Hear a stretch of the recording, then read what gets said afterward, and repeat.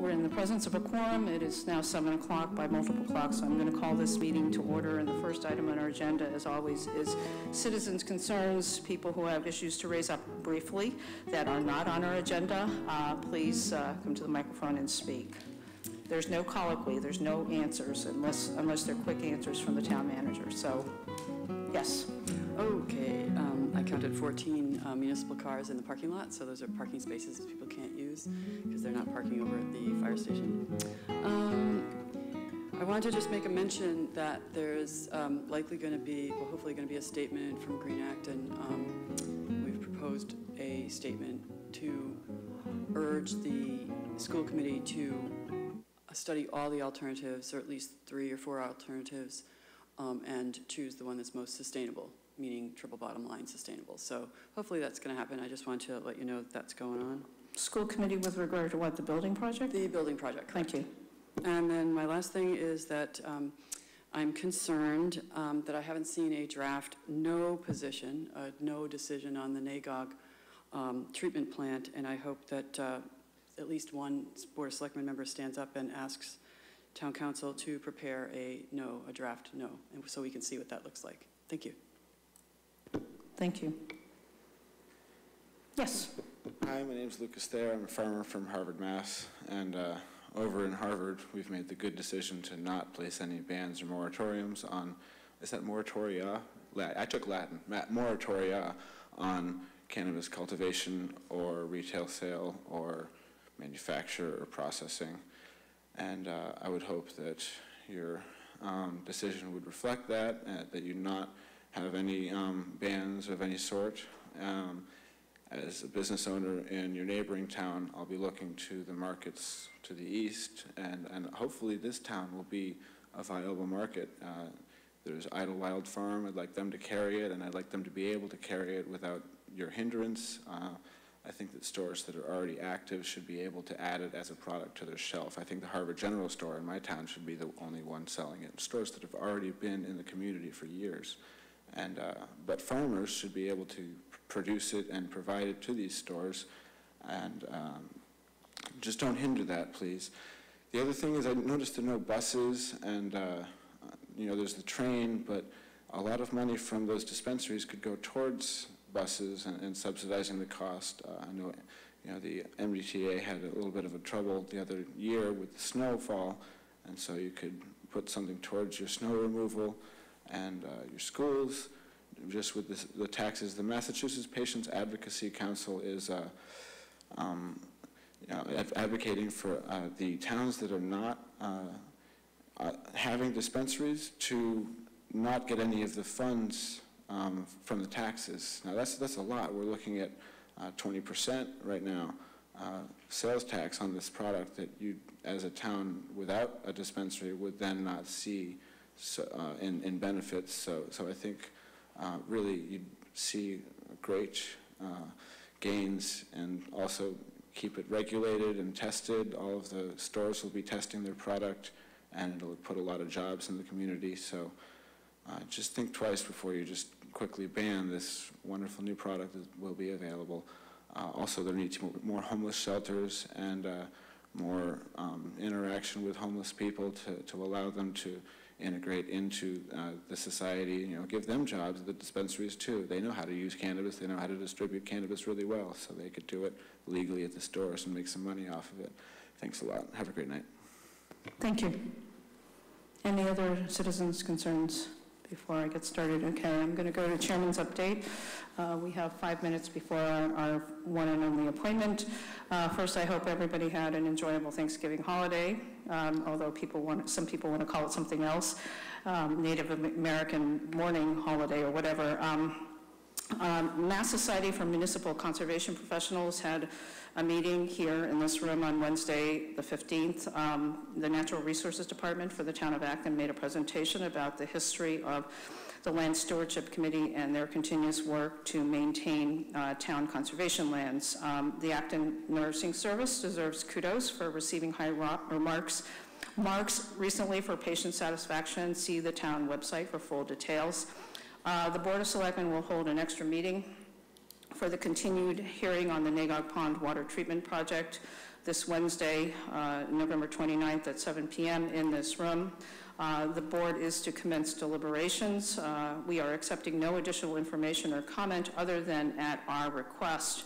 I would also like to emphasize that in our discussion of the proposed changes to the original permit decision, the board will give careful consideration to all public and other comments received prior to and during the reopened hearing last Monday, the 20th. There are some readers of the online Concord Journal who apparently are making contrary assumptions based on the journal's report on our 11/20 hearing, so I want to address those concerns.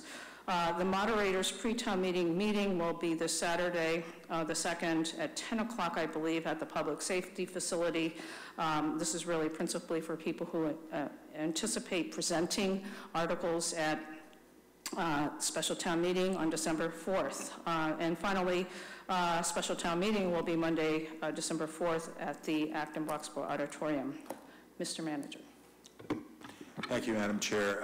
Just following up on town meeting, the town warrant is out, and we should be having translations of the summaries of the articles up on our website middle of this week, and we'll have handouts at town meeting, and we're having the summary of the articles translated into simple Chinese, Brazilian Portuguese, and Spanish. So it'll be the first time we've done that, and we just took delivery today on our rental voting apparatus for the.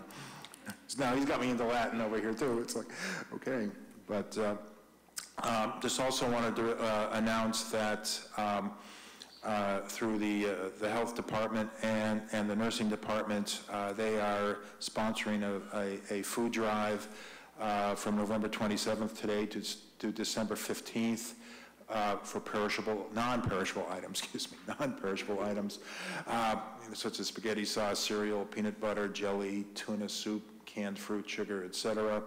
And those can be brought to the land use wing downstairs at Town Hall. Also, the nursing service is doing a hat and mitten tree, collecting new winter hats and mittens for children and families in need, and anybody who has those can drop those off at the Human Service and Senior Center at 30 Sudbury Road. And I guess that's all I have to report for now. Thank you, Mr. Manager. I think we have enough time to go through a very short consent agenda, so I'm going to go through that. Item 7, one-day alcoholic beverage license, Patricia Connolly. Item 8, request to dispose of obsolete items, Acton Memorial Library. Item 9, accept gift, Council on Aging, gift totaling $90 to be utilized for building furnishings at the Senior Center. Item 10, accept gift, Recreation Department, gift totaling $440 from Ethan Funk toward completion of a landscape project at NARA. Item 11, committee appointment, Dean Charter, full member, Community Preservation Committee. Item 12, committee appointment, Greg Johnson, associate member, Community Preservation Committee. Item 13, committee appointment, Shirley Ming, full member, Economic Development Committee.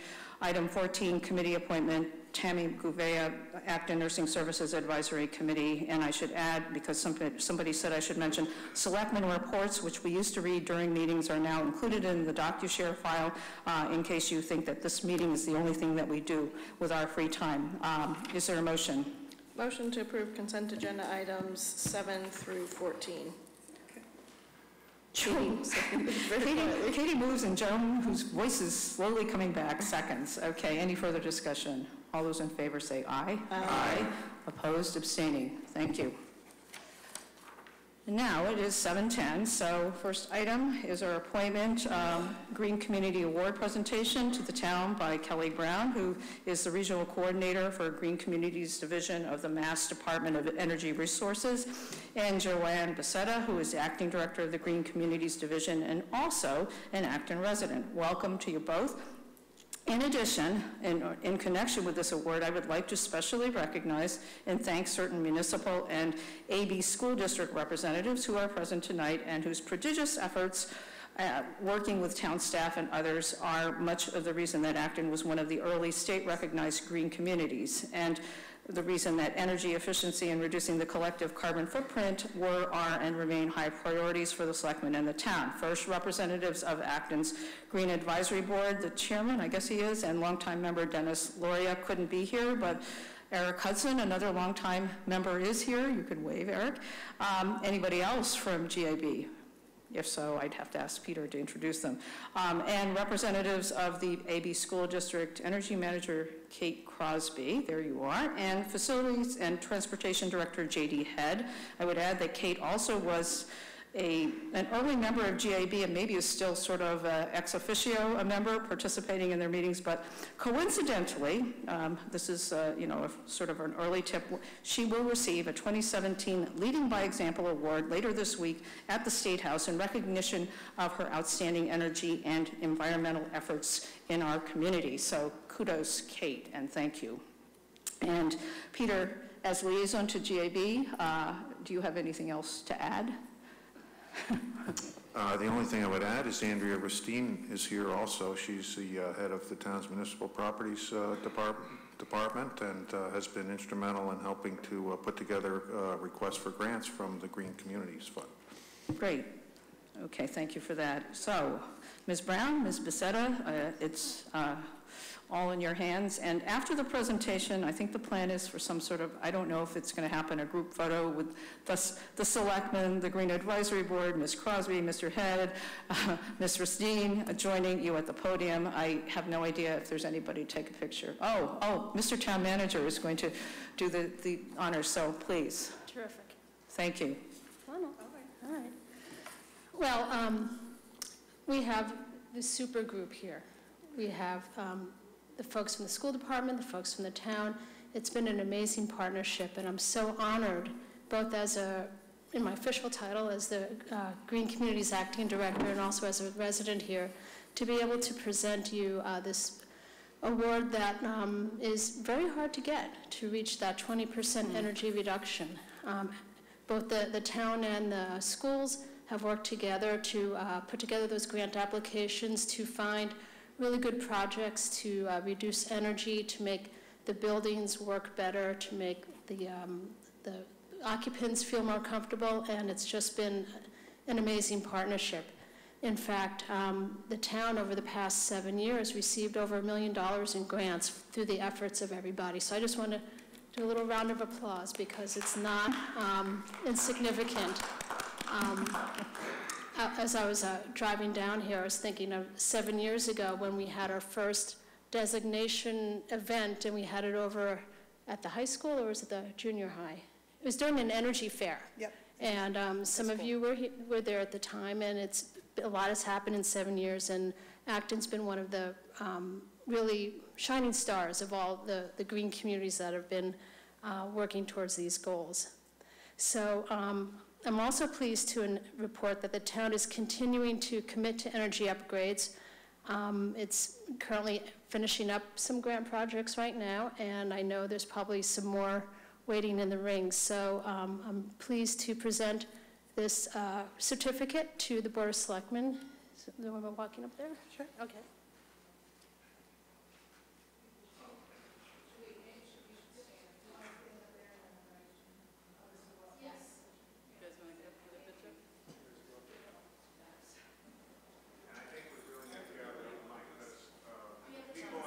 Okay.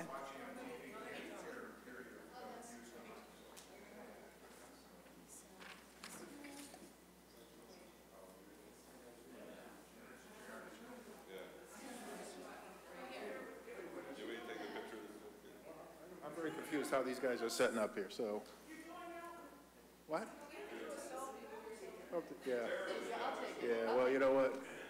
Steve, let me take it. You can get in there. Okay. What do I do? Just hit that thing? Just hit that button. Make sure everybody's in the picture. Do we want this mic in the front here? Okay, there we go. I am. All right, folks. Joan, get in there just a little bit more. And 3, 2, 1, snap. Now do a safety one. Hold on. 3, 2, 1. Okay. Okay, got it. Does everybody want to check?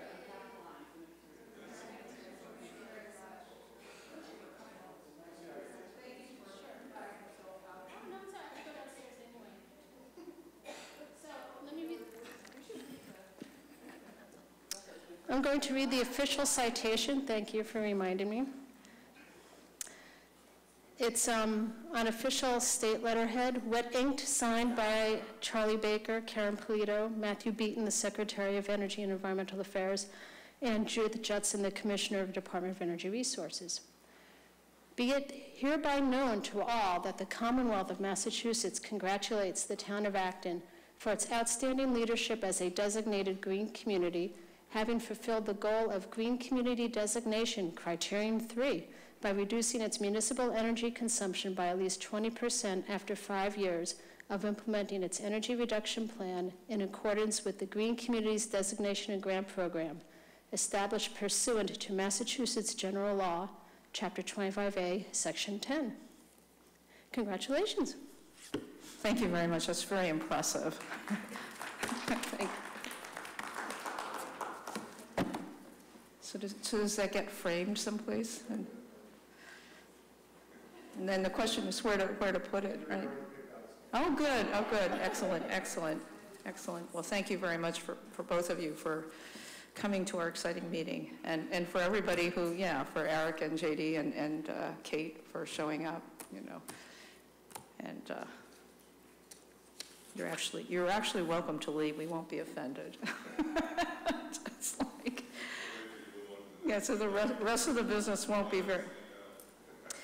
Actually, I guess because right now the next item that we're going to take up is the 2018 license renewals, which means I'm going to read a very long list of licenses. Eric is staying, he's curious. All right, I guess I should just read this as a motion for each of these segments, okay.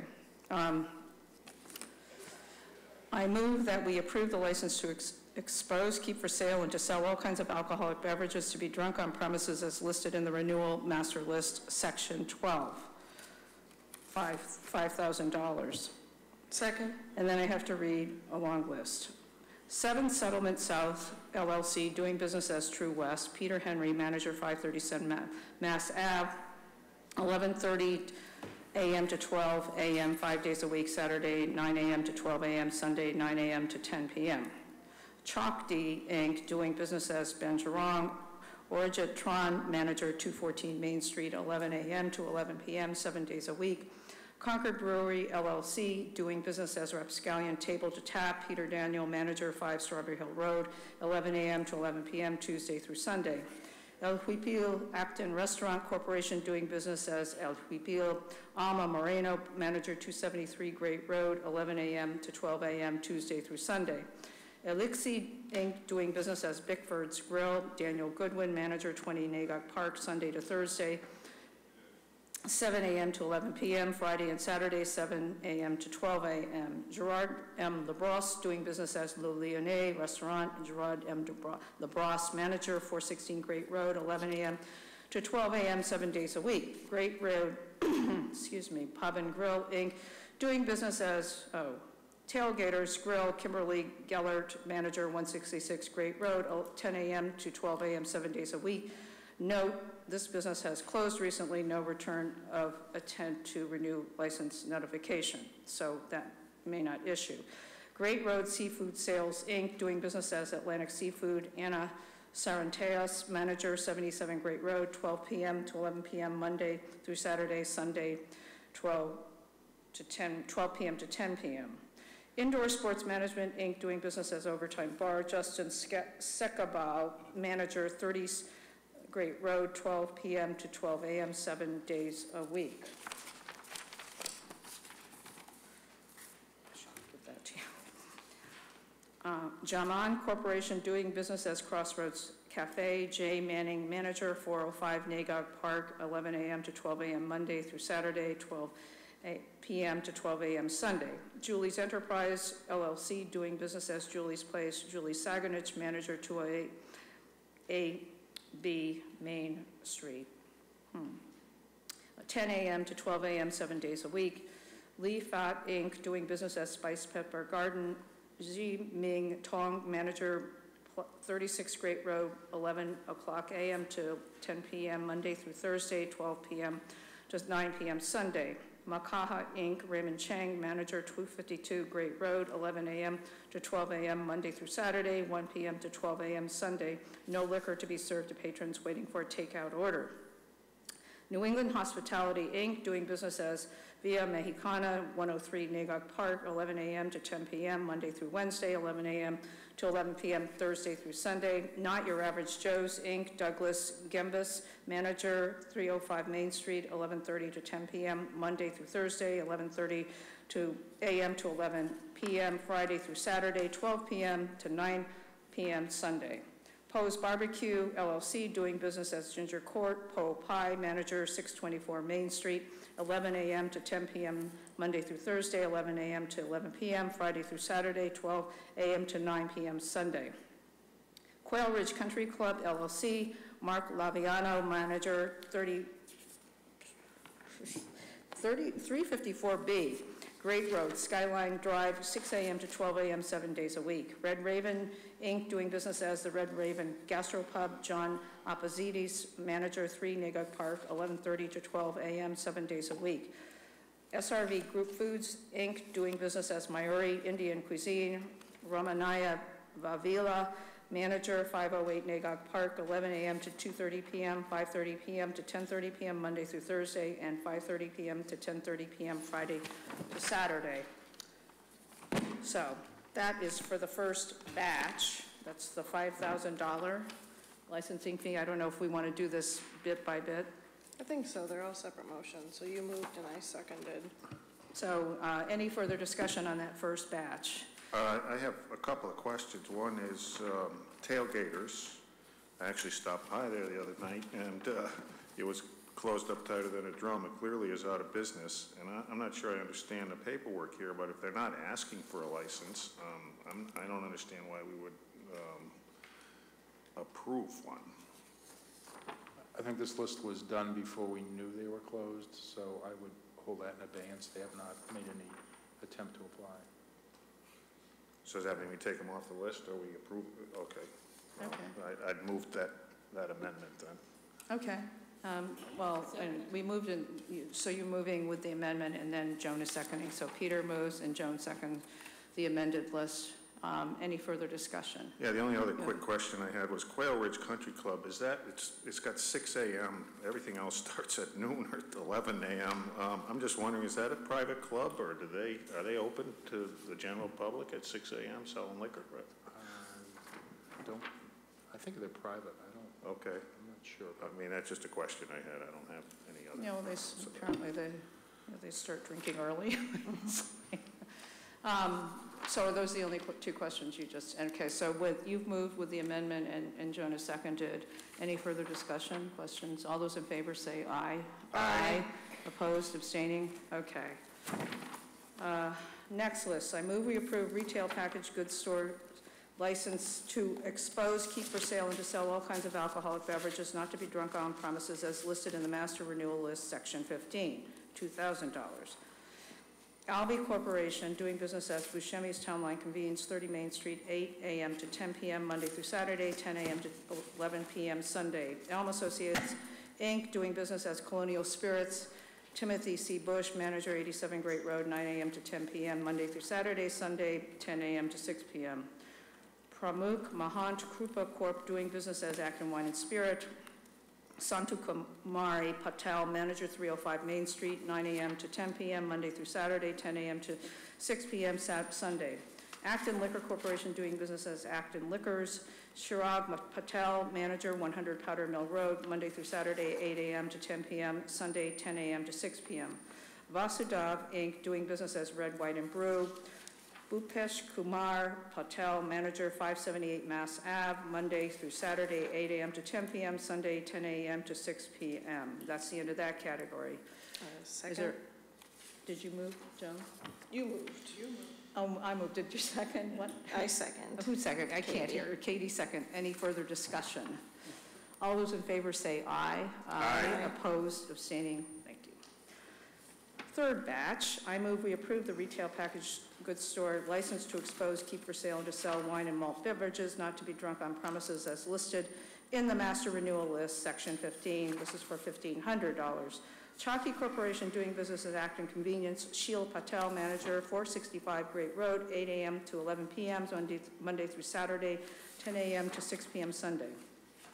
Donnellan Supermarket, Inc., John Donnellan, manager, 248 Central Street, Monday through Saturday, 8 a.m. to 9 p.m., Sunday, 10 a.m. to 9 p.m. Idlewild Farm, Inc., Thomas Napoli, manager, 366 Central Street, Monday through Saturday, 8 a.m. to 9 p.m., Sunday, 10 to 7:30 p.m. And that's it. Second. Okay, Joan second. Any further discussion? All those in favor say aye. Aye. Opposed, abstaining. I move we approve the common victualler license to expose, keep for sale, and to sell wines and malts to be drunk on premise as listed in the master renewal list, section 15, $2,000. Bueno Acton, LLC, doing business as Bueno Isano, Jason Brady, manager, 263 Main Street, 11 a.m. to 12 a.m., 7 days a week. Acton Bolodrome, doing business as Burgerdrome, Lindsay Sundberg, manager, 257 Main Street, 12 p.m. to 12 a.m., 7 days a week. Concord Acton Squash Club, general on premise, GOP. O. Wayne Hodges, manager, 29 Knox Trail, 10 a.m. to 12 a.m., 7 days a week. And New London Style Pizza, Kasi Botos, manager, 555 Mass Ave, 11 a.m. to 10:30 p.m., Monday through Saturday, 12 p.m. to 10:30 p.m. Sundays. Second. Joan second. Any further discussion? All those in favor say aye. Aye. Opposed, abstaining. I move we approve the carry-in brown bag licenses as listed in the master renewal list, $200. Twin Seafood, 541 Mass Ave, 10 a.m. to 10 p.m., 7 days a week. Second. Joan second. Any further discussion? All those in favor say aye. Aye. Opposed, abstaining. I move we approve the Class 2 used car licenses as listed in the master renewal list, $100.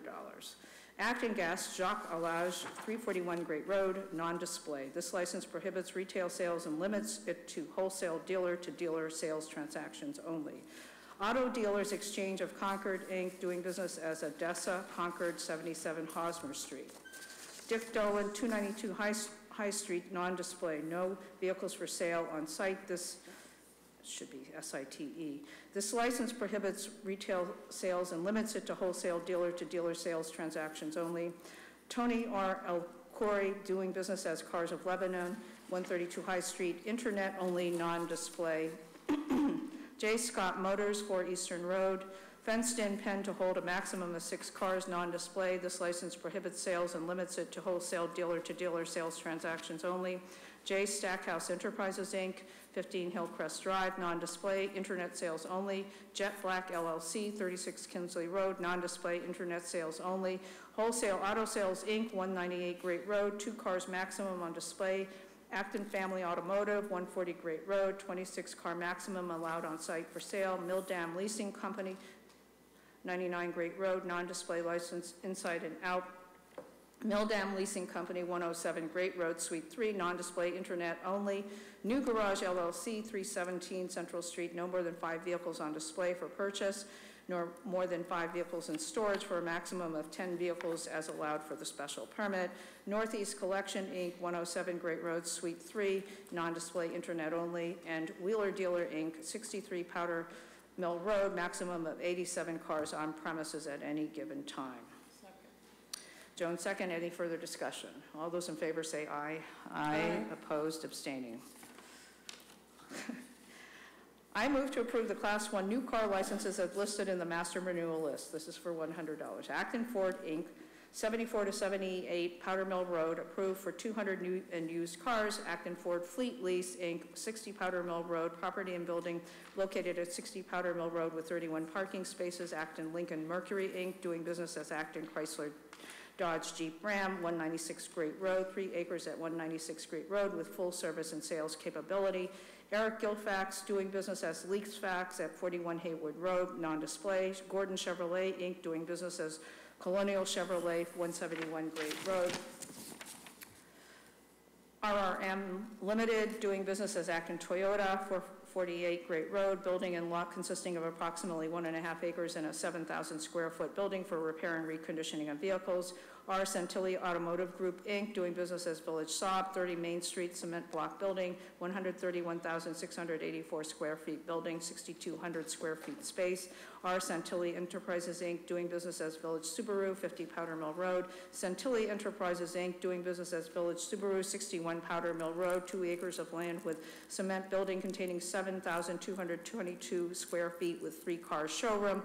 Swanson Buick GMC Truck, Inc., Lot 1, Sudbury Road, 96,300 square feet of land and new building of 8,520 square feet. License is limited to 200 new and used vehicles stored on the premises and 37 automobiles at 37 Powder Mill Road. Second. Joan, second. Any further discussion? All those in favor say aye. Aye. Aye. Opposed, abstaining. I move to approve the entertainment licenses as listed in the master renewal list for $100. Papa Gino's, Powder Mill Road, Jukebox, 10 a.m. to 11 p.m., 7 days a week.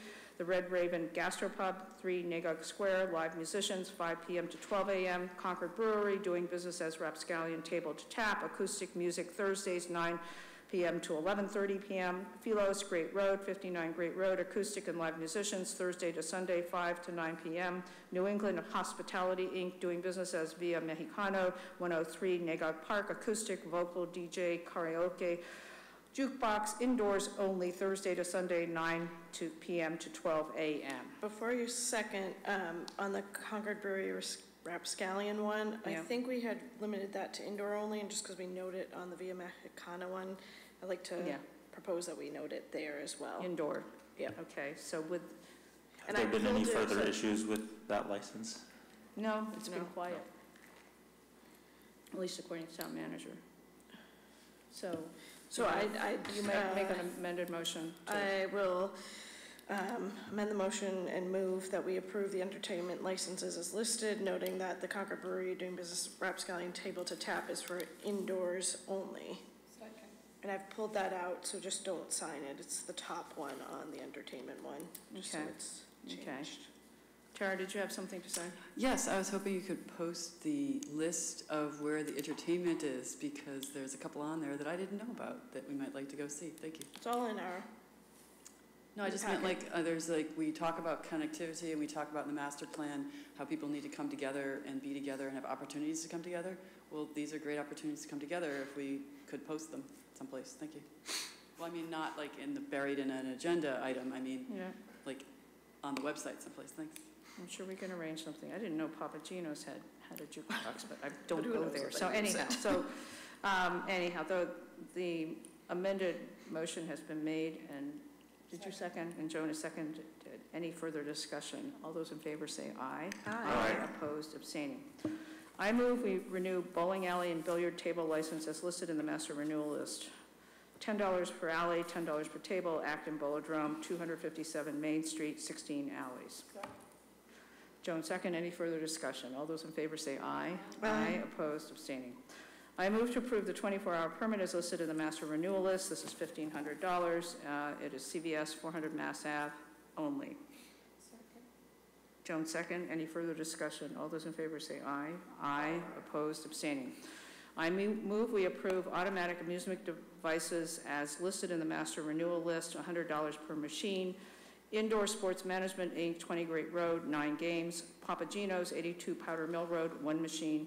Acton Bolodrome, 257 Main Street, 50 machines. Second. Joan, second. Any further discussion? All those in favor say aye. Aye. Opposed, abstaining. I move to approve a taxi cab license as listed in the master renewal list, $25. Tatiana Ben Harbon, 25A Spruce Street, 1 vehicle. Second. Is that you, Joan? No, it's Katie. Oh, it's Katie. Okay, I'm going to take over. I thought Joan's voice is really making a comeback. Got really strong. Okay, any further discussion? All those in favor say aye. Aye. Opposed, abstaining. I move to approve a license to tell fortunes for money as listed in the master renewal list. Did you do taxi cab driver? Oh, the driver, okay. I move to approve a taxi cab driver's license as listed in the master renewal list, $10. Tatiana Ben Harbon, 25A Spruce Street. Second. Okay, Katie, second. All those in favor say aye. Aye. Opposed, abstaining. I move to approve a license to tell fortunes for money as listed in the master renewal list. This is $2. John J. Lawrence, 59 Neshoba Road. Second. Is that you, Katie? Yeah. Katie second. This is, must be, it's every year anyhow. All those in favor say aye. Aye. Opposed, abstaining.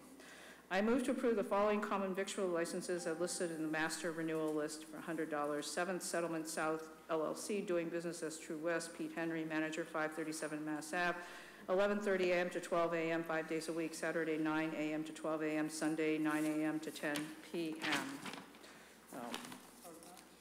Acton Coffee House, 342 Mass Ave, 5 a.m. to 9 p.m., 7 days a week. Acton House of Pizza, 494 Main Street, 11 a.m. to 10 p.m., Monday through Saturday. Acton Indoor Sports, doing business as Teamworks, 30 Great Road, 12 p.m. to 12 a.m., 7 days a week.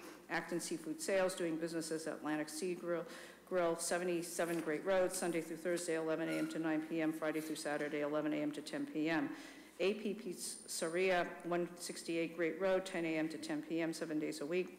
Bagels Plus, 93 Great Road, Monday through Friday, 6 a.m. to 6 p.m., Saturday through Sunday, 6 a.m. to 3 p.m. Benjerong Restaurant, 214 Main Street, Monday through Thursday, 11:30 a.m. to 9 p.m., Friday through Saturday, 11:30 a.m. to 10 p.m., Sunday, 4 p.m. to 9 p.m. Bickford's Grill, 20 Nagog Park, 7 a.m. to 3 p.m., 7 days a week. Blackbird Cafe, 340 Great Road, 6 a.m. to 4 p.m., I don't know if that's 6 or 7 days a week or so, well, anyhow. Bueno Isano, 257 Main Street, 10 a.m. to 10 a.m. to 9 p.m., Monday through Friday, 11 a.m. to 9 p.m., Saturday, 12 p.m. to 8 p.m., Sunday. Something, did I leave out something in here? 10 a.m., there's 2 10 a.m.s. I think that's right. No, the hours for what It's 10 a.m. to 9 p.m., Monday through Friday, 11 a.m. to 9 p.m. Saturday, and 12 p.m. to 8 p.m. Sunday. Okay, there's an extra 10 a.m. in the beginning that just threw me off. Anyhow, Burger Drum, Acton Bolodrome, 257 Main Street, 5 p.m. to 10 p.m., Monday, Tuesday, Thursday, Friday, Saturday, and Sunday. Crossroads Cafe, 405 Nagog Park, 11 a.m. to 12 a.m., 7 days a week. DeCapri Pizzeria, 576 Mass Ave, Sunday to Tuesday, 11 a.m. to 9 p.m., Wednesdays to Saturday, 11 a.m. to 10 p.m. Donnellan Supermarket, 248 Great Road, 7 a.m. to 9 p.m., 7 days a week. Dunkin' Donuts, 100 Powder Mill Plaza, Monday through Saturday, 4:30 a.m. to 9 p.m., Sunday, 5 a.m. to 8 p.m. Dunkin' Donuts, 300 Main Street, Monday through Friday, 4:30 a.m. to 9 p.m., Sunday, 5 a.m. to 9 p.m. Dunkin' Donuts, 182 Great Road, Monday through Sunday, 5 a.m. to 9 p.m. El Huipil Acton Restaurant, 273 Great Road, 11 a.m. to 10 p.m., Tuesday through Sunday. Philo's Great Road, 59 Great Road, Tuesday through Saturday, 11 a.m. to 10 p.m., Sunday, 3 to 10 p.m. Ginger Court, 2624 Main Street, 11 a.m. to 10 p.m., 7 days a week. IC Acton, doing business at 711, 74 Great Road, 6 a.m. to 12 a.m., 7 days a week. Oh, God. Julie's Place, 208A Main Street, Sunday through Monday, 5 a.m. to 2 p.m., Tuesday through Wednesday, 5 a.m. to 7 p.m., Thursday through Saturday, 5 a.m. to 9 p.m., try to remember those hours.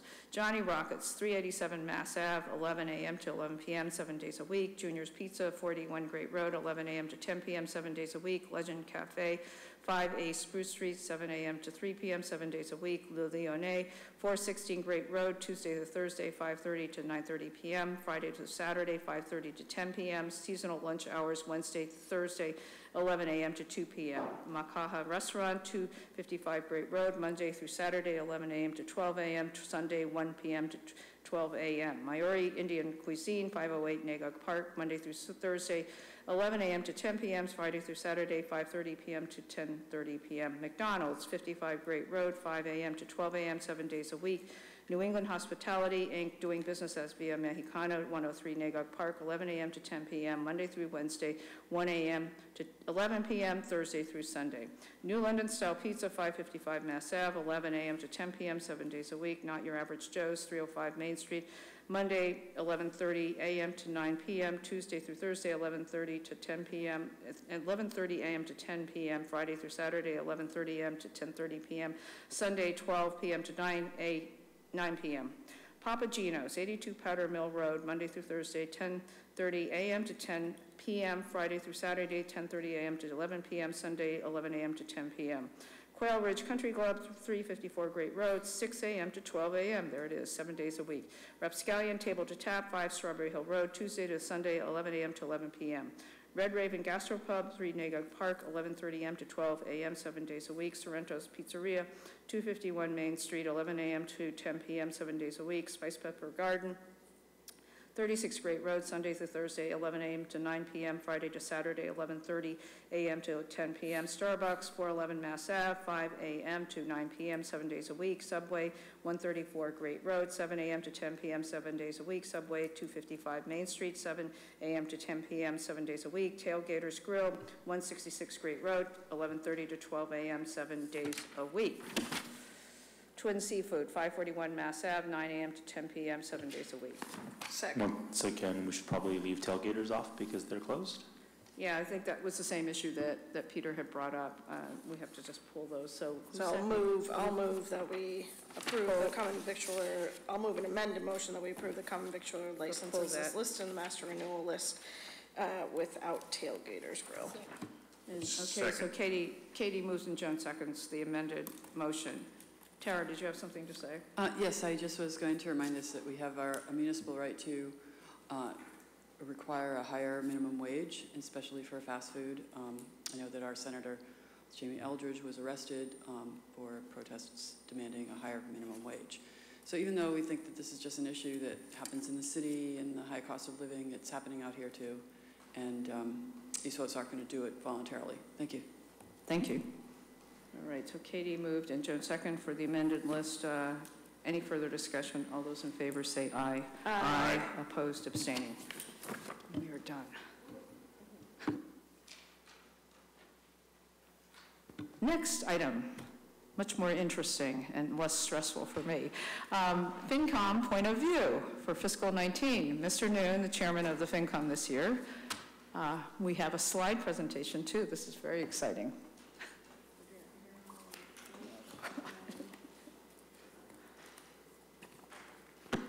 So we've got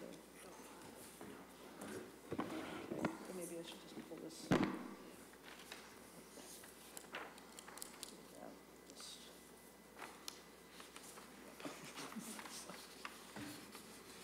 right, and then the other one. Great, thank you. Okay, I know how it works now. Thank you. I can't possibly talk that fast. Is that required tonight? Are you in a hurry to get out of here? No, Steve, no. I was doing it quickly so that we'd have more time for important things. So not that the license is unimportant, but they are kind of monotonous to read, and unfortunately, there's no way around it. So thank you. Well, again, thank you. I'm here to talk about the Finance Committee's point of view. This is something we've probably been doing for about 10 years, and it's an attempt to get our views out before the budgets are cast in concrete. What we found way back was we'd study an issue, we'd come out and, it was January, it was too late, budgets are done. So some years ago we started this practice, and it is mostly about longer term issues that we would do, give some recommendations on what we think should happen in fiscal 19. It's our point of view. We'd love to get some feedback from you, and we've also presented it from to the school committee. And we do use this in the last few years. We have a public outreach process. We talk to all the PTSOs, and we talk at the senior center, and virtually anybody else that'll listen to us. And this is the presentation we use to do that. So what I'm going to talk about is town financial status, some upcoming expenses and events, some concerns we have, and some recommendations. Now, as always, the state of this town's financial status is very good. Our budgets really are balanced. We have strong reserves to cover anything unexpected. And because we are rated AAA by both Standard & Poor's and Moody's, we can borrow at the most competitive rates. And at the moment, our current debt is fully retired by 2030. And certainly the town's OPEB situation is as favorable as it gets. There's an end date to it when we will be fully funded. And I would add that that's thanks in no small part to your efforts to get people to pay attention to OPEB, which was a mysterious concept. It still is mysterious to a lot of people. And at least those in the know are on top of it, so thank you for that. Our reserve position, the free cash is about $3.8 million. Stabilization fund is $2 million, and the schools have, well, our share of their E&D would be about $3.4 million. But these AAA, sounds good, doesn't mean much. Probably the difference between a AAA rating and a AA rating is about 30 basis points. That's 0.3% for people that don't speak financial. But if you borrow $50 million over 30 years, you're talking a difference of about $2.5 million over the life of it. So it's good to be AAA as opposed to AA.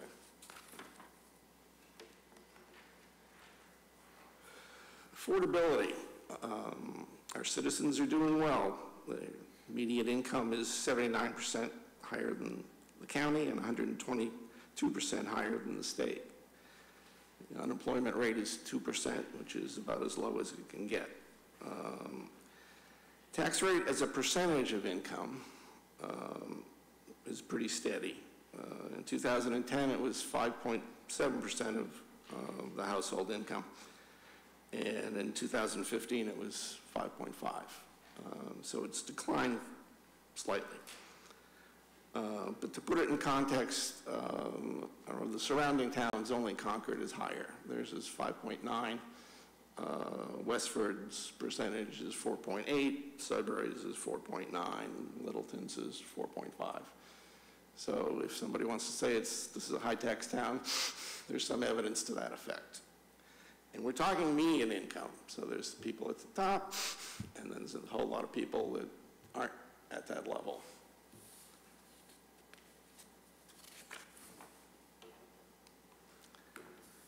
Now this one tries to put it all together. This represents the percentage growth in average single-family tax bill, average single-family house value, and average single-family income over the years 2010 to 2015. And there's something for everyone in this slide. You can say that while taxes have gone up considerably, the tax bills increased 15.5% over those years, but income has increased even more. Again, this is average. There's a whole lot of people in town, senior citizens, that don't see that kind of an annual increase in income. But what has lagged is the average single-family house value, which has only increased 3.8% over those 5 years.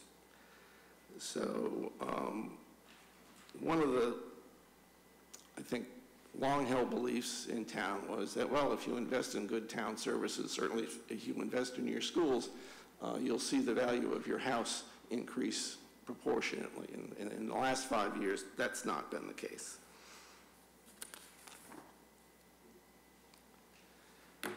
Okay, so much for feeling good.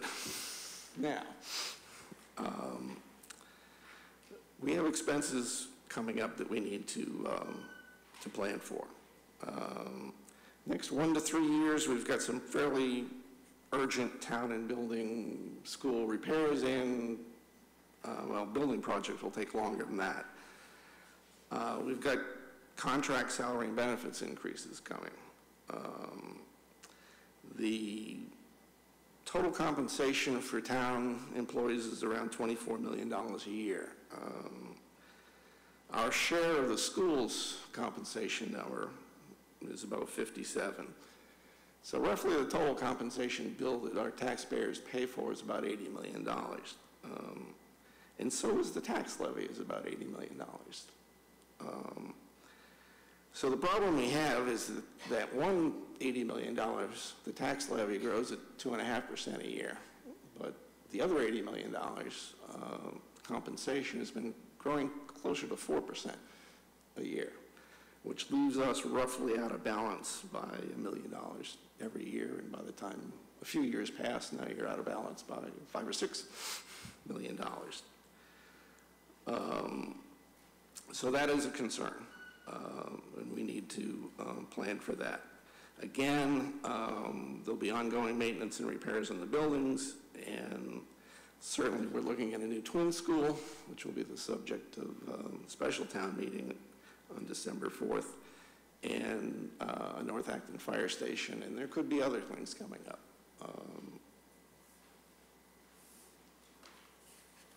So the concerns, maintaining our facility hasn't been a big priority.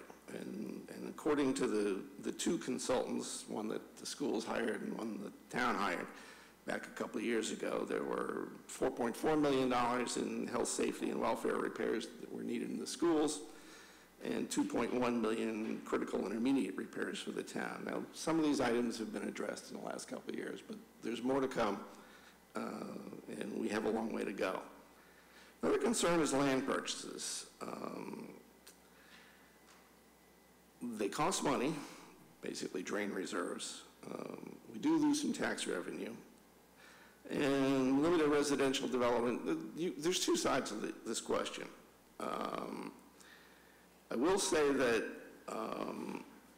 if you look at the town's books, the accounting books, the historic value or the acquisition cost of all of our buildings and equipment and vehicles is about $20 million. But the historic value of all the open space we've acquired is more like $50 million. So I think we have, now becomes a question of priority. I'm not saying we shouldn't buy the open space parcels when they come up, but we also need to consider the fact that we need to invest in our facilities and equipment as well.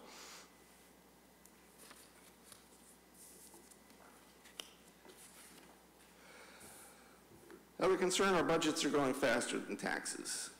As I said before, we can increase our tax levy 2.5%, but our compensation growth in recent years has been more like 4%. Compensation is 72% of the town's budget and 79% of the school's budget. The most recent teacher's contract calls for an increase of 4% in salary a year for the next 3 years, and then there'll be increases in health care and other costs on top of that. So it's not a problem that's going to go away. We do have some concerns about reserves being depleted. Current ALG plan is out of balance by about $3.3 million in FY19 and $4.3 million in FY20. This is a very preliminary plan, and we haven't done any of the FY19 or 20 budget yet, so I'm using it as an example. But the plan calls basically to balance those budgets, you'd need $7.6 million in reserves over the 2 years. Now, we plan for using reserves, we seldom use them all. But if we assume replenishment of about $1.3 million each year, then the net use would be about $5 million. And as I said before, we've got 3.8 in free cash and 2 in stabilization. So that would basically wipe out the town's reserves. And then the only thing you'd have left is we'd have to ask the regional school committee to tap their E&D. But we don't have any real control over them. So as far as recommendations go, we need to prioritize the maintenance programs that both the town and schools consultants have pointed out. We believe the twin schools should be built, and we believe we should fully participate in the MSBA process. I'm not sure exactly what percentage they're talking about, but I think it's around 45%. Of some very large numbers. But we should try and stick to their guidelines because while it is frustrating to be dealing with a state agency in this matter, they have their views about what should and shouldn't be in the building, and they will reimburse 45% of what they believe should be in the building and nothing for what they believe shouldn't be in the building. But we are going to have to address these needs. We also have fire stations that are getting old as well. As far as the FY19 budget goes, we would like to see the operating budgets increase no more than 3%. We have a model that we've been using over the years, and the further you roll out the 4% increases, the worse the numbers start to look. We usually go out 5 years, sometimes we go out 10 years, but the fact of the matter is our revenue growth is seldom much more than 3%, and that's why we recommend that the operating budgets stay within that limit.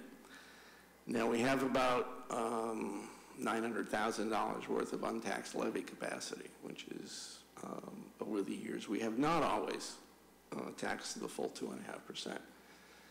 And that's available to be used. We recommend using a third of it this year and maybe a third of it next year and a third of it the following year. We understand that there may be more reserve use because we have some capital needs, but we do want to see them used for capital projects as opposed to filling holes in the operating budget. And we, like I said, we would need to take a balanced approach at looking at some of our land purchases.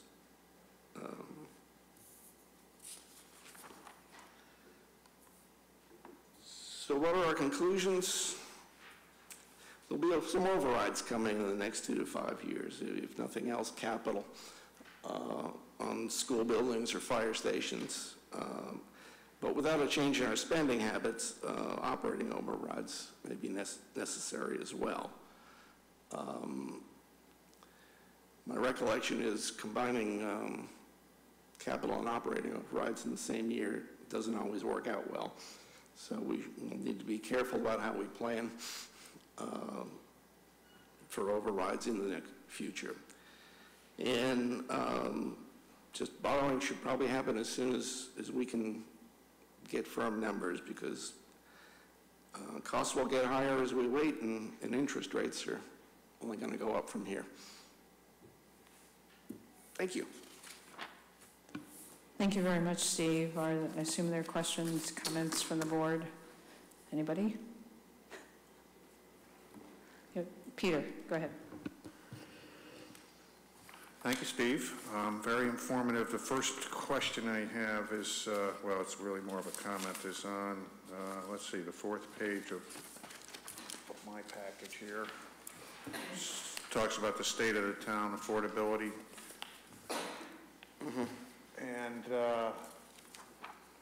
it talks about citizens are doing well. You did mention that doesn't mean everybody in town is doing well, even though the numbers are spectacular compared to other parts of the country and the state. But we also have in our package tonight a memo from the Acton Community Housing Corporation showing that 24% of all Acton households have low incomes, which for a household of 2 is lower than $62,550. So there are a lot of people in town who are not doing as well as and you pointed that out. But it's also corroborated by the fact that the schools have pointed out that the number of, it's a proper term, economically disadvantaged students that they're seeing has grown rapidly over the last few years. And the senior population is still a growing community, and I recently retired, so now I fall into the, not exactly fixed income, but pretty close. Okay, thank you. And then on the no, I'm not going to senior center lunches, Steve, but if you'll go, I'll go. On the first page of the concerns, where you talk about, first you talk about maintaining facilities, then you talk about land purchases. And I think you said there were $50 million in land purchases. Open space. Open space, yeah, okay. The accounting books are not great, because some of this open space was probably acquired in 1735, but... Okay. But what struck me is that it's the original acquisition cost of the land, the buildings, or the equipment, and what struck me is, if I go back to 1735, what we've invested more in is open space than buildings or vehicles or anything else. Yeah, my question there was, does that include the CPC purchases? Yes. Okay, because those, when you say lost revenue, I mean, those are not coming out of the reserves. Those are the CPC money, so doesn't diminish free cash. I mean, we have made a couple of purchases. It happens sometimes. Okay, sometimes yeah, I mean, it isn't, certainly sometimes Main Street, River Street, the purchase on this town meeting warrant is out of the CPC, not out of town reserve, so, okay. And then my last question, on the next page, it's got budgets growing faster than taxes, and the question is about the recent history of compensation growth. You talked about contracts requiring a 4% increase in benefits every year, and you know, the town's limited to the 2.5 formula, which doesn't mean 2.5% of the prior year's budget necessarily, but there are limits on how much the town can raise taxes without override. So, but you know, sitting on the health insurance trust, we are doing, I mean, the positive trends in the health insurance trust are spectacular, frankly, and we can't figure it out. And what I asked that question before you respond, let me just say this. And the answer was, well, we've had so many retirements, they run retirement incentives in the schools, so new employees come in, which lowers the overall benefit costs, and so it's not necessarily going up 4% every year. In fact, the costs are down for the health insurance trust significantly because of that. This will be a very good year, I think, for budgets in terms of healthcare, where we usually are talking about 6 or 7% increases. I'd be surprised if we see much more than a couple percent, and that's just medical inflation. And also, we just reached a settlement with our health insurance working group where we increased both co-pays and have introduced deductibles for the first time in forever, I guess. Yeah, well, it was 3 years ago or 4 years ago that we had this. So we are making a lot of progress on that front. The problem with retirements is, somebody said that, I think it was a former superintendent, you know, when they had the lunch for all the people retiring, and he said, yeah, well, I saw like 20 people leaving, but then I realized they were only half gone, because I was going to be paying half of their medical for forever, plus the new people coming on. But we are, I have to compliment the healthcare working group. I think they did an excellent job of negotiating a new set of co-pays and deductibles. Katie? Sure. Thanks, Steve. I think this is like the third time I've seen you guys do this between the school. No, it's getting better every time. I spared you the full version. I decided to go with the abbreviated version. The school committee one, you really did the brief one. That was good. So, no, but thank you guys for putting this together. So I just wanted to echo Peter's comments on open space, just to note that a lot of that has been purchased with CPA funding, and that when you consider the value, you also have to consider that having open space near your property also increases the value of the nearby properties, and that residential development generally means kids, and kids cost more almost always than what that house is paying in taxes. So it's much more complicated than just saying, you know, if we buy this and preserve it as open space, it's, you know, lost revenue for the town, and I think you know that and alluded to it. But I do think the CPA has been a huge sort of game changer in a lot of this, in that, as Peter noted, primarily the money for these purchases is not coming from our reserves, and that in the two major land purchases that we did do out of reserves there, we've put together committees to also look at both options that would recoup those costs in some ways or, not, and we'll bring those back probably to town meeting votes to make final decisions on those as Main Street Master Planning Committee is slowly moving towards that, so. You don't have to tell me about slow moving. Yeah. We have another meeting in like a week or so, but we're getting there. But yeah, so just, knowing that that's complicated. And then also, again, I think as you noted, we're still very early in ALG, and so right now while we have put in, I think, 1.3 million as kind of anticipated reserve replenishment. I think we're talking on Thursday about how realistic that number is, as it's typically been a lot higher. And we always say, well, it seems like it's these one-time things, but there's a one-time thing every year. Every year. Right, and it's interesting though, because it often then offsets sort of the one-time purchases or expenses that we have in our budgets for various capital expenses. So in some ways it sort of evens out, and I think, like you said, the major issue is trying to make sure our true operating budgets are not relying on reserves. And right. I think that's the bigger issue to look at. And then there are things, that we'll have to account for this year, like Minuteman's bill, starting to slowly pay for the portion of the new Minuteman building that we'll have to fund. So things like that. I think that was my major point, but otherwise, thank you again. Hopefully, one of the last times I hear, but I'm sure not the last. So, as long as you stay away from PTSO meetings, this exactly. You won't hear it again.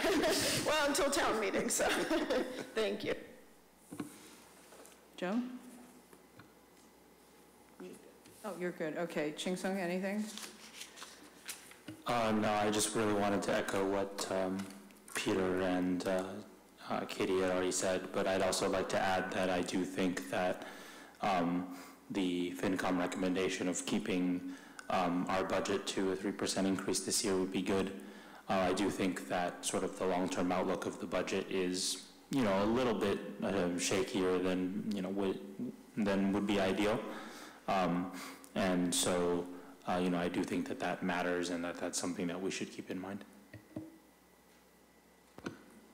Mr. Noon, because I'm the FinCom liaison, I've watched the POV evolve over months, numerous iterations. It was a painful process, I agree. Well, I think it's actually very interesting to see, just especially because there are some new members, just to see them weigh in, and very astute people. Yeah, I think you have a good team. And they are very young. And I realize, it sort of tells me, oh, gee, Janet, okay. But I think that one thing, every time I hear the POV presentation, I think, okay, when we'll have all our ducks lined up and everything will be good and everything when we have our capital plan together. And of course, that reminds me, you've been very good about it. I have to give you credit. You've been working on the stuff that you left before you went on vacation that I was supposed to do is still waiting for me to do it, which is to go through the draft narrative. I know the finance department guys are working on the finance part. They did get back to me. But I'm gumming up the works. While we're on that subject, did we ever set a date for another meeting? No. That's what I thought. Okay. So you haven't missed anything. We'll just sort of let you, ease back into, the full retirement workday anyhow. But thank you very much. Are there any questions or comments from the audience? Did Joan talk? I didn't hear Joan. Oh, sorry. Thank you. So I have a bunch of questions. And first one is, so when Steve retires, That's Steve, yeah. Yes, that's Steve. Yes. So do we pay his whole pension, or do we pay our share of his pension and his other jobs pay part of the pension? Full pension. So that means if we hire a new manager and they stay 5 years, 10 years, then we'll have to pay, and they retire, then we'll have to pay another pension on top of that? Okay, I just want to... Yep. What's that? Oh, I believe in pensions. I think it's an important thing to do. I believe in a minimum income guarantee. I was just wondering if it was shared by everybody you've worked for. So do we have a... There was originally under Governor Patrick. It was shared, and then in the Municipal Reform Act, the Governor Baker put through last year, it was done away again. Thank you. I was just making sure we knew that when we go through the process of hiring a manager. Then I had a question about the capital over time.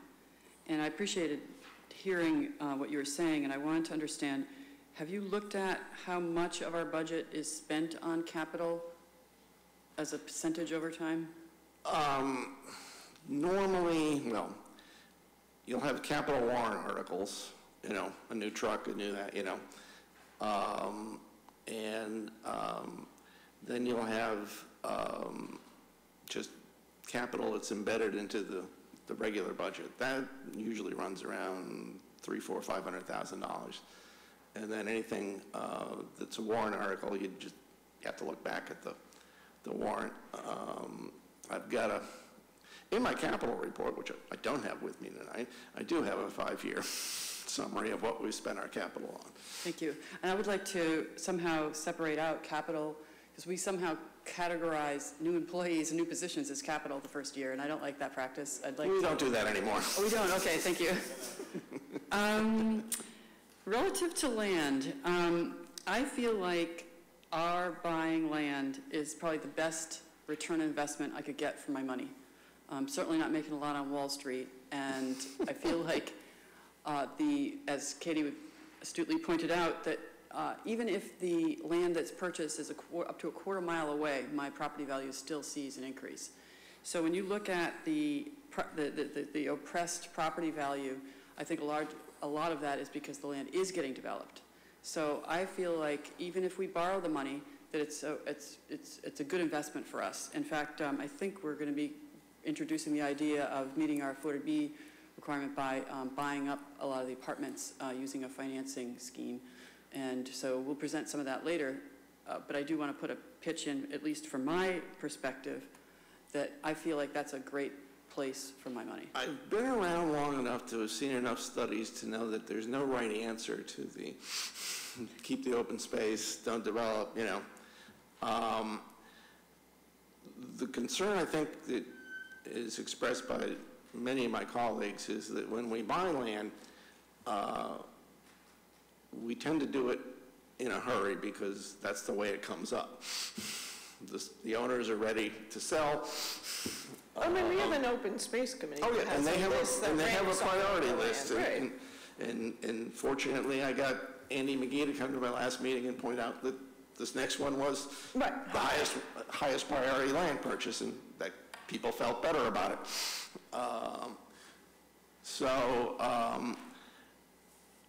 But we also have buildings that we've allowed to, I mean, I'm not saying we don't maintain them, but we've allowed both town buildings and the school buildings to get into pretty tough shape. Well, there's only so much capital money to go around every year. Yes, but that's my point, I guess, is that I would like the point of view to put us on a budget to ensure that we spend money on capital every year, even if it increases my personal taxes. I still feel like land is worth the money. So yes, we need to maintain the buildings, but we don't, I think that we have to be careful about building new buildings for bigger municipal government for the growth that isn't paying for itself, and take a smarter attitude towards paying for what we already have, taking care of what we already have, admitting the costs of that, at the same time investing in ourselves. Mm-hmm. And I don't see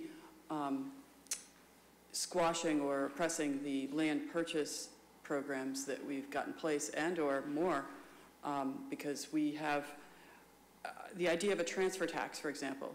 The people that come and go and sell their properties, the developer sells 100 properties in a year, we could be cashing in on all that. Nantucket gets about $2 million a year. I think Martha's Vineyard is the other land bank in Massachusetts. They get about $1.5 million a year, which they use to buy land. So I think that if we take the approach of doing what we need to take care of ourselves, as well as looking at the return on investment in the future and finding the money to pay for these things, I think it's a good pitch for a self-preservation, sustainable attitude towards our finances. I didn't know if anybody felt like commenting on that, but I did want to at least say something about the idea of higher income isn't necessarily a good measurement, because what's happening is that the people, wealthy people, to get into our schools are buying up these condos on Route 2A for cash. So the least affordable houses are disappearing.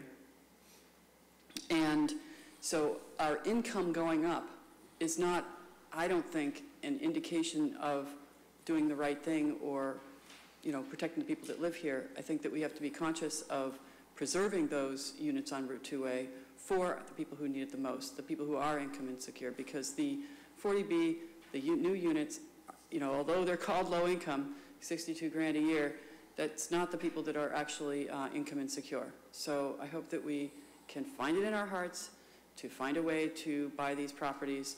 And, you know, if it requires an override, you know, if it's smart, I think it's worth it.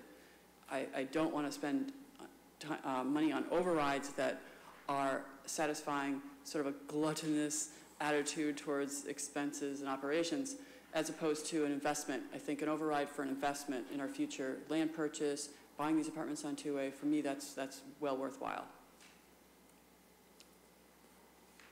Okay, got everything here. Oh, the idea of using new growth revenues and application fees as sort of a slush fund for operations, I think is a mistake too. I feel like if we don't siphon off that money and use it for something that's an investment, as opposed to paying for operations, that's always an incentivized to build. It's an incentive to build, to have application fees and new growth revenues go into the operating budget. So, thank you. Thank you. Any other questions, comments from the board? I have one more. So when I was Selectmen, we were looking at renegotiating the percentage with the schools. And so I wanted to see the E&D budget from the schools, like how much money do they have left over? Not that I want to incentivize people spending money just for the sake of spending it so that they don't appear to be having too much money left over. But has there been a study about this percentage? Because I feel like the town side is shortchanged in a lot of ways. Hold on, what percentage? Oh, the ALG percentage, I see. Split? The split, yes. No, we haven't talked about split in ALG for 5-6 years. Yeah, might be. Maybe we could tax the school buildings and get property tax. I'm only kidding. But I think that's something we got to look at. Thanks. Thank you. All right, I think that if there are no further questions from the board or the audience, I will thank you, Steve, very much for a fine presentation, and you're free to go home. Oh, thank you. Yeah. One more thing. Yeah. I just want to say that the AAA bond rating is only, the criteria for determining AAA is your ability to repay your loans. And it's not an indication of financial health. It's an indication of how rich the people are that live here and taxed. And so I feel like the land that's up for grabs to developers is actually a debt that unless we address this as a balance sheet, every time land gets sold, it's then oppresses our value, and I want to make sure that we manage to a balance sheet that includes the future debt from future development that we may or may not let happen. Thank you. But that's not totally true, Tara. We got our AAA in the middle of the recession, and one of the reasons we got the AAA was the fact that because the town has a bottom line budget, I could shut down spending without having to go through a town meeting. And so the fact that we could, when times got hard, we could shut down spending was a definite factor in us going up to Oh AAA. yes, I know the skill with which we manage our budget, I think, is a factor for sure. But it doesn't include a balance sheet of the future debt, of how it's zoned and whether we're buying land and that kind of thing. So I hope that someday we do look at that, like manage from a balance sheet to include the future cost from development. And I did want to make I think there was an error on one of your slides that said that that you can raise the taxes without town meeting approval, and I thought you meant without a ballot vote. As far as untaxed levy capacity, we can do that without town meeting. Oh, okay. All right. Thank you. Okay. All right. Next item, 53 River Street Master Plan Committee proposed revised charge. Thank you very much, Steve. Appreciate it. It was very enlightening, even for the fourth or fifth time. But I know this is the best version, right? It's the most refined. It reflects all the input from all of the members, I guess, at the last meeting, so. But thanks, have a good evening. But Peter, this is on the agenda at your request because you want to change the charge, so I guess I'll turn it over to you to explain what's going on and why you want to change the charge. Okay, the first issue is the conflict of interest that's come up about applicants for the committee. The VCC forwarded me 7 approved applications and expressed a concern about one applicant who was a direct abutter to the property and whether that might be a conflict of interest. It's the first time I'd ever run across this issue, so I asked Steve to inquire of town council about that issue. Her opinion is part of this memo. Essentially what the State Ethics Commission does is uses the Zoning Act's definition of party and interest, people who get notified of requests for zoning special permits and variances and whatnot, and as the standard for determining whether somebody has a conflict of interest, if they're sitting on committees, all volunteers in town are special employees under the State Ethics Act and are subject to its provisions. So I asked the assessor to send me a list of all abutters to 53 River Street who are within the radius that is defined by that zoning act and relied on by the State Ethics Commission. Turned out that 3 of the applicants are within that radius. 3 of the 7 approved applications I had from the VCC are within that radius. So how to deal with that? There is an exemption that employees can, or volunteers in this case, can apply for. It's not the normal kind of exemption where, well, not normal, but if you have an appearance of a conflict of interest, for instance, you can just announce publicly that you have that and you don't think it'll hinder your ability to perform your functions, and that absolves you of that conflict. Here, the Board of Selectmen, by a majority vote, would have to make a specific factual determination that the interest is not so substantial as to be deemed likely to affect the integrity of the services which the municipality may expect from the employee.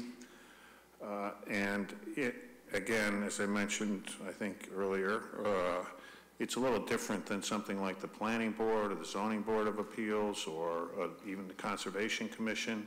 If your next door neighbor is applying for a permit and you're a member of those boards, you can simply recuse yourself from that one application and not deal with it, and still perform your functions for all the other applications that come in.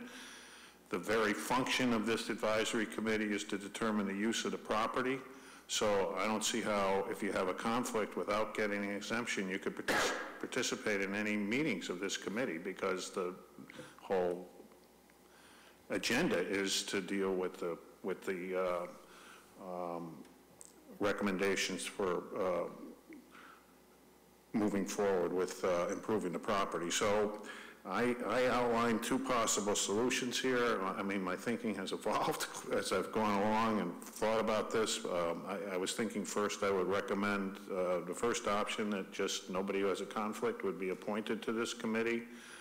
I narrowed it just to this committee. I thought it should be on a case-by-case basis, but as I think about it more, if we set the precedent for this committee, it's going to apply to other kinds of committees that come up in the future. So probably. So it might have more wide-range effect than just this committee if we went that route. But the reason I was going to recommend now is that I thought it would be difficult to make a determination. This is a pretty strong standard here that, the interest is not so substantial as to be deemed likely to affect the integrity of the services. I mean, how do you make that determination? Is a person who's a direct abutter, more likely to get an exemption than somebody who might be 3 lots away or something like that. So one of the problems with this property is the MBTA is one of the direct abutters, and so the whole train tracks, that means properties that are, for instance, in Audubon Hill are covered by some of this restriction. So anyway, but I'm now moved on to recommending that we advise the applicants to file for exemptions. Town council points out that for advisory committees like this, it's not like we're issuing special permits. I think at town meeting we pretty clearly laid out what the concepts were that we were going to move toward to try to improve this property. And so we just have people file for exemptions, and if they want to do that and continue with their application and make a case-by-case determination, I still think that if we decide that these exemptions apply and we allow these applicants to sit on these committees, these advisory committees, or this particular advisory committee, that's probably going to set a standard too, that any future advisory committees where this situation might arise, it might be a different board of selectmen, but certainly anybody who remembers what happened with this particular committee is probably going to say the same thing. Well, they granted exemptions for those people, and for us too, but it would mean the applicants, usually in my experience, work with town council to fill out the forms and come up with the language that they feel justifies their getting the exemption, and this board would consider them individually and vote on them. So that's kind of the other thing that it somehow didn't get included in this transfer of emails back and forth, but it is within the agenda item. The charges here, I think the board voted to make me liaison at one point. I'm going to recommend that we add a select person to the committee itself, consistent with the Main Street Committee. Seems to me to make sense to have a selectman on these committees, since we have the greatest overview of everything that's happening in town and can probably direct the committees in the most appropriate manner. And also I did mention that the VCC was continuing, I think Shelby put this together in the first place, and I spoke with him. The Main Street Committee, I think, has people from various committees in town designated. He didn't want to go that way when he drafted this. I'm just suggesting a selectman, and I think the goals of the committee are a wide range of different interests, which would contribute to this process. And I think the applicants we've had have that range of experience and expertise. So I'm going to recommend that we add a selectman to this committee, and also I have gotten 2 more applications, or I've seen 2 more applications. I don't know if they've been interviewed by the VCC yet, but assuming they get approved, I would also suggest amending this to add 2 associate members. Those are usually helpful in committees for if you don't have a full quorum, you can use the associates to make up a quorum. So assuming those applicants get recommended, we'd expand the committee to a full 10 members. So that's my spiel. Okay, Peter, so what you've got, I want to sort of flesh out the recommendations. First, with regard to the conflicts issues, you were recommending with regard to this committee that you have applicants that are abutters and all the rest of it, that they file for an exemption, and then that would require that we weigh in on the issue by basically finding formally that we don't find that the conflict is whatever, so extensive to disqualify them. So we're going to have to do that for every single person who has applied, who you think should move forward with. Okay, that's fine. Because I gather that part of the issue is that you've got these applicants, but and good ones that could be appointed, except for the fact that they're abutters and there's a conflict. So it's not as if you've been overwhelmed with applications so that you could consider a whole slew of other people. All right, and then with regard to the charge, what I would suggest is that you I don't know if you want to confer with Selby or what, but you need to amend the charge. You've got to fit those two changes into this thing. I don't want to sit here and have us edit it. I think you need to take it back and come back with it revised so that we can formally approve the revised charge, okay? I mean, I'm fine with those two proposals that you have to add you as a member. It would also be helpful to sort of make this format a little clearer so we can tell right away how many people are on the committee. Okay. Because, you know, I don't know, it's just a lot of paragraphs. Yeah. I would format it differently so it'd be easier to read because I'm a lazy reader. So I like to have information right away. So just if you could take this back to Selby and format it, I'm fine with those changes. So other people. Yes, Katie. I agree with the exemptions issue that you brought up. I think it's better just to consider people on a case-by-case basis. And, you know, there's a lot of committees where there are people that are abutters and might benefit, but they're advisory committees. So ultimately, they're not making, like you said, it's not like a, you know, planning board or something like that. They're not making the final decision. They're advising typically the Board of Selectmen, and then often we're bringing that back to the public. So I'm comfortable with that, and people will have to fill out the paperwork, and as you said, we'll consider them individually. And I think it makes sense to add selectmen to the committee. Like you said, that's how the master planning committee works. And if you're comfortable with 10 people, go for it. You know, it can be a lot, but as you said, 2 of them will be associates. So as long as you're comfortable having that many people, then that's fine. I agree with Janet, just changing it so we see what it looks like would be helpful. How many members are on the Main Street Committee? It's bigger than that, I thought, isn't it? I don't think so. There's a decent number, but I'd have to go through my head. Okay. But I don't think it's more than 10. Okay. You really, I mean, yeah, it really is a matter of the function of the committee as opposed to, you know, what other committees are doing. But anyhow, anybody else? Comments? Questions? All right. 7 total. Okay, 7. She says, Joan says there's 7 on Main Street. So, yes, comments, questions from the audience? Oh, it's Tara Fredericks, West Acton. I like the idea of a neighbor being on the committee, or 2 or 3 or whatever. I feel like that it's really important for the neighborhoods to determine their destiny. Too often, I think we have people from across town deciding what they want somebody else's neighbor to be like, and I think it's important for the locals to be on the committee. Thank you. And I'm fine with the exemption thing and selectmen and all that. How many? So, do we know who's on that committee yet, or is that? No, nobody has been appointed to the committee until we resolve this issue. Okay. So. All right. Thank you. Mr. Aronson. Charlie Aronson, Hosmer Street. Let me just tell you about somebody for the Main Street Committee who came to the VCC with the express interest of being on that committee because he wanted to influence his property value. That's clearly a case of conflict of interest. Now, the people that came for the 53 I don't know if that person's not on the committee. No, that person's not on. We did not get a similar applicant, although we had been warned and we had been trained that abutters automatically have potential conflicts of interest, and that's what these people have.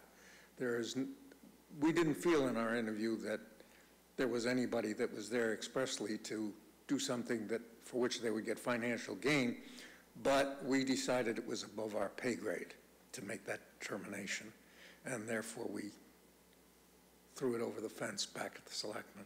Thank you.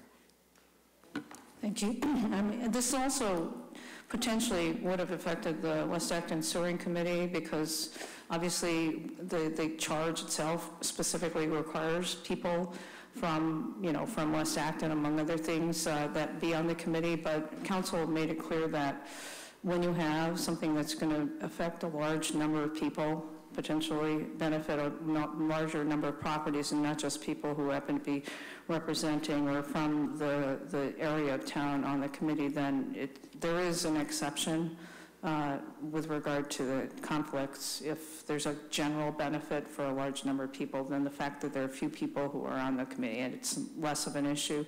Whereas for 53 River, you have, it abuts only a certain number of properties. So anyhow, but. It's very similar to the South Acton Train Station Committee that had people in the neighborhood. Yeah, and that's where it makes sense, frankly, but thank you.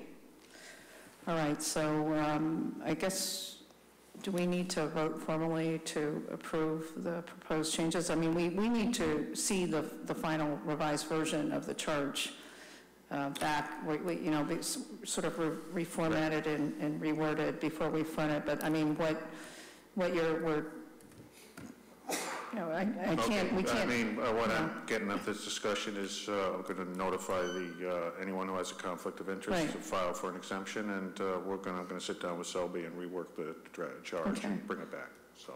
Okay. Seems good to me. Excuse me? I said seems good to me. Yeah, I mean, I don't know if it requires a formal motion, but, you know, you've gotten our guidance on it.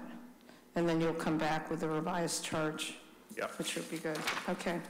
The last two items I put on, let me just explain. The last item is housekeeping, and Lisa went overboard and provided you with printouts. All I wanted each of the board members to do is to look at the town website information on your liaison committees and make sure it's current, because I've been looking, I was online looking at some things and looking at somebody else's committee, and I was getting confused because there were minutes that said certain people were on the committee and they weren't listed, and I just wanted to make sure that the information on the website is up to date, and I think that the board, the selectmen are maybe in a better position to not only know whether the information is up to date, but also to be able to do something about it. You might confer with your committee chairman about what is on the town website, and I think what I would ask you to do is send whatever you have. If all your liaison information is fine, just let Lisa know. If it's not fine, just give her the things that need to change. So she'll just collect all of that information and then send it to IT in just one big batch. So that, because I know there are people who periodically on my committees will complain that, you know, they're not listed, or somebody's listed who's long since departed, and I think that IT has, you know, really tried to keep on top of it, but it's a big job and there are a lot of other things that are higher priorities. So I would just like to, you know, have you take care of that if you would. I don't need a motion. I don't need follow-up unless there's some major problem, but if you could just send all the stuff to Lisa, then she'll just compile it and provide it to IT. And we can just, you know, I think we should be doing that anyway, keeping track of information on the website about our committees. And if you're not sure of who's on your committee, as I am not with at least one of my committees, because I can never go to any of the meetings, then just confer with your chairman. So, any comments, questions? No? Pretty straightforward, I think. I do a lot of work for the information technology industry, and the trend in organizations is to give each department the ability to change their own pages. So I think that'll help Steve's staffing people, you know, that if you just let either the clerk or these guys have access to that page, or have a page that's uploaded so that they can change it, I think that'll help.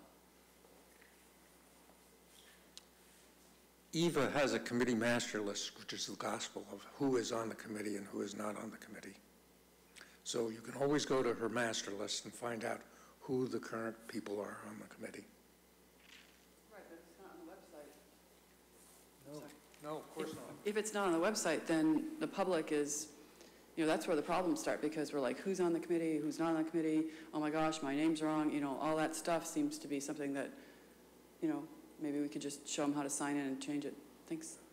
Well, I think there's also an issue of maintaining control, centralized control over the information that's on the town website. I think that it's important to not have, you know, just too many people having access and the ability to change things. So, I think that what Lisa could do is compile all the information. She can share it with IT and then share it with the clerks, with Eva. And just Eva can, you know, double check things, because sometimes there are things in Eva's listing that are a little bit odd. So, you know, I think it helps to have several eyes. But it's just that I saw things on the town website that were it had 2 listings for the active nursing service, and I thought, okay, which one is the real committee? Because I know we dissolved one, and I can't remember which one it is, so. We dissolved the Yeah, task things like force, that. and there's Yeah. a active nursing Like services things like that. advisory committee. Yeah, So, yes, and that's- then they had, one of the committees was out of, I was looking for it, it was alphabetically out of order, and things like that. I just thought, okay, let's just sort of clean it up, because people actually do look at that, and especially if they're on the committee, they like to see their information correct. So, and then the last item I'm going to bring up is this proposed steering committee to study the possibility of agricultural commission or committee. This is really, I'm looking for just a sort of a general endorsement of this moving forward. What happened is Tom Tidman, who's the Natural Resources Director, brought together a bunch of people, some town staff. I mean, Selby was there, and Kristen Gichard, who's the senior planner, and Tom and Bettina Abe and Fran Portante, who both also work in natural resources, and then somebody who has worked a lot. He's a consultant, works with Conservation Works. He also, I think, is an adjunct professor sometimes at Hampshire College, but he works a lot advising agricultural commissions about just different issues relating to ag commissions. There was one resident from South Acton who wants to start an organic farm, and he actually was just before the Conservation Commission. Susan Mitchell-Hart was there. She deals a lot with open space, and I think that's about it. I think Andy McGee was supposed to be there but couldn't make it, and I was invited just because I'm on the Selectmen, and I think Tom knows me from conservation work. Anyhow, a bunch of people who think that this is the time for Acton to try to form an ag commission of some sort of ag committee. I think that it actually is fairly new movement. I think maybe if ag commissions existed in Massachusetts, it was informally, but it's really since 2000 that there's been a big movement to kind of form ag commissions. Back in 2000, it was 6 communities that had them, and now there's like 100 and something. And Acton and Maynard in the area are about the only towns that don't have them, and it seems to make a lot of sense given that we do still have working farms in our town, and we have community gardens that just get snapped up as soon as we create new ones. We have people who are, have their own gardens at home. They are raising chickens. They're doing all kinds of things that qualify as agricultural activity. And there may be an interest in having an ag commission. A lot of the ag commission's role is educational. And there are people. This fellow who is the consultant said that a lot of what people want to know when there is an ag commission is they want to talk about how to do stuff, because some of them are not very well versed in farming and they want to learn how to do it. There are courses that you can take that teach you how to do a lot of sort of basic things if you're not familiar with it, but the Ag Commission is also another resource for people who want to know how to get started. And they can provide sort of advice to other committees, to the public about just their perspective. But the idea behind this group is to just look at all the different bylaws. The idea is to have a bylaw in place to authorize the Ag Commission. There is a MGL 40 Section 8L, I think, is the section that the town would have to adopt to just establish an Ag Commission. It's the same section that we adopted to set up the COD years ago and all that sort of thing. But anyhow, the idea is to figure out what we want in Acton, and this group would just first of all take a first cut at a draft, then come back to this board, and then also do public outreach because there are a lot of people. I know Deborah Symes has tried to get an Ag Commission organized, and it was difficult because it always has to include a certain number of farmers, and the farmers are the ones who are too busy to go to meetings, So all of that, figuring out what kind of commission you need, what you want it to do, how it's going to work, and all the rest of it, and what the bylaw should say, and then what the mission statement or whatever it is you want for the commission to say, what that should say. All of that is something that this group would just sort of distill and then sort of come back with what makes sense and then start doing public outreach. And, you know, the hope was that maybe sometime next year there would be some proposal for town meeting approval, but it just seems, given everything that's going on, that it's, and with our, you know, our sustainability policy in the works and all, that it's a good time for this. And this is a motivated group that I think would like to just get something done. So I'll just note the Open Space Committee's talked about this a little bit. It came up a couple times, as you mentioned, because some farmers had approached natural resources and just in relation to property they're looking at. And I think there was one grant that required or previously required having an agricultural commission in town and that kind of thing. So there's definitely support and interest among the Open Space Committee members as well. So I think it's a great idea, and I think it's great that these folks want to kind of move forward with first steps to put something together for us to look at. yeah, I think that there's, you know, there was also some interest in, you know, being able to explore whether there's some options for community-supported agriculture. But in just, because one of the Ag Commission's opportunities would be to identify potential land for agricultural purposes and even purchasing. I don't know how that works. It would be a matter of the town's purchasing or something. So, but anyhow, if people just comfortable with my you know, working with this group and trying to, you know, I'll bring you updates, and then if people have suggestions of other people who want to get involved at this first step, which is really going to be more grunt work, I think that, I mean, the next part, when you do public outreach, and then when you have the commission, I think will be the fun part, but this is really just to get something down on paper for people to talk about, then great. Okay, I think that's it. That's all. I just wanted your input. Yes? Oh, I'm just so excited by this. We had hoped that this would happen in the early 2000s when it first started coming. And personally, when I brought it to the table, it was laughed at. People are like, why would we need that? And so it seems like a real movement has taken on, gotten some traction. And it does some things like right to farm bylaws. A lot of the things that are required to advocate for these, for farmers, are things that require sort of a heavy lift and need staff support. But by having the commission, you provide that an entity to link into staff support. Thank you. Yeah, thank you. Any other comments? Okay. I think we're done. Adjourn. Katie moves and Joan seconds. Any further discussion? I hope not. All those in favor say aye. Aye. Opposed, abstaining. Good night. Thank you.